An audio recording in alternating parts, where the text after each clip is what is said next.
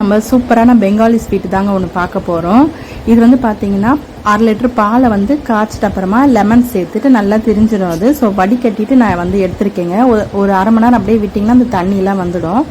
So இப்போ வந்து பார்த்தீங்கன்னா 2 டேபிள் ஸ்பூன் அளவுக்கு சர்க்கரை பொடி பண்ணி எடுத்துக்கலாம். அதுக்குள்ளே நம்ம வந்து அந்த பன்னீரை வந்து நல்லா வந்து பிசைஞ்சிக்கலாம். அதாவது சாஃப்ட் ஆகணும். ஸோ அந்த அளவுக்கு நம்ம பிசைஞ்சிக்கலாம். நீங்கள் அரை மணி நேரம் அந்த துணியில் கட்டி விட்டீங்க அப்படின்னா அந்த தண்ணியெல்லாம் இறங்கிடும். ஸோ நம்மளுக்கு இந்த மாதிரி கிடைக்குங்க. ஸோ நல்லா வந்து நம்ம மிக்ஸ் பண்ணி வச்சு பாருங்கள். சாஃப்டாக இருக்குது பாருங்கள். நம்ம பிசைய நல்லா வந்து சாஃப்ட் ஆகிடும் அது. ஸோ இது கூட வந்து நம்ம பொடி பண்ண சர்க்கரையை வந்து சேர்த்துக்கலாங்க. சர்க்கரையை வந்து அப்படியே சேர்க்காதீங்க, பொடி பண்ணிவிட்டு சேர்த்துக்கோங்க. இது கூட வந்து வாசனைக்காக ஏலக்காய் தூள் நான் சேர்க்குறேன். அப்புறமா வந்து 2 டேபிள் ஸ்பூன் அளவுக்கு ஃபஸ்ட்டு நான் வந்து பால் ஆட் பண்ணுறேங்க. ஸோ நல்லா மிக்ஸ் பண்ணி பார்த்துக்கோங்க. உங்களுக்கு வந்து அந்த கன்சிஸ்டன்சி கரெக்டாக இருந்ததுன்னா இந்த அளவுக்கு பாலே வந்து போதும். அப்படி இல்லைன்னா இன்னும் கொஞ்சம் நம்ம ஆட் பண்ணிக்கலாம்.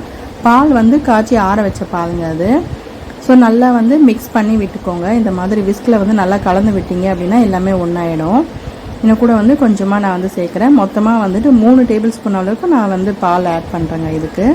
ஸோ நல்லா கலந்து விட்டாச்சு. இப்போது ரொம்ப ஈஸியாக செஞ்சிடலாம், ரொம்ப சூப்பராகவும் இருக்கும். நம்ம வீட்டில் இருக்கிற பொருளே போதும் இது செய்கிறதுக்கு. நல்லா வந்துட்டு அந்த ஒரு மாதிரி கொஞ்சம் தண்ணி கன்சிஸ்டன்சியாக இருக்குது பாருங்கள். நல்லா கலந்து விட்டாச்சு நம்ம.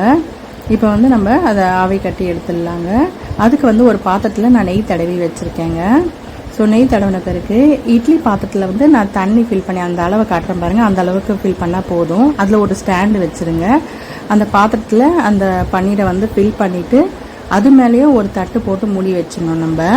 அதுக்கப்புறமா அந்த இட்லி பாத்திரத்தோட மூடியை மூடிட்டு மீடியம்லேருந்து கொஞ்சம் மேலே அடுப்பை வச்சுட்டு நம்ம வந்துட்டு ஒரு 15 மினிட்ஸ், அப்படி இல்லைன்னா நீங்கள் தொட்டு பார்த்தீங்கன்னா உங்களுக்கே தெரியும் ஒட்டுதா இல்லையா அப்படின்னு சொல்லிட்டு அந்த டூத் பிக்கில் வச்சு பார்த்தீங்கன்னா தெரியும். ஸோ அதளவுக்கு நம்ம வேக வச்சு எடுக்கணும்.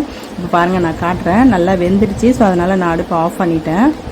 இப்போ வந்து நம்ம ஒரு பிளேட்டில் மாற்றிக்கலாம். நல்லா ஈஸியாக வந்து பாருங்கள் நெய் தடவினதுனால ரொம்ப சாஃப்டாக இருக்குது. நான் எடுக்கும்போதே உடஞ்சிருச்சு. ஸோ இப்போ வந்து நல்லா பீசஸ் போட்டு வச்சிடலாம் நம்ம. இதை வந்து நீங்கள் கட் பண்ணி ஃப்ரிட்ஜில் வச்சு 2 நாள் கூட சாப்பிட்லாங்க. ரொம்ப சூப்பராக இருக்கும். நல்லா சின்ன சின்னதாக அழகாக பீஸ் போட்டு சாப்பிட்லாம். ரொம்ப ருசியாக இருக்குங்க. மறக்காமல் இதை உங்கள் வீட்டில் செஞ்சு பாருங்கள். சூப்பராக நல்லா ரெடி ஆகிடுச்சு பாருங்கள். சுவையான பெங்காலி சந்தேஷ் ரெடி.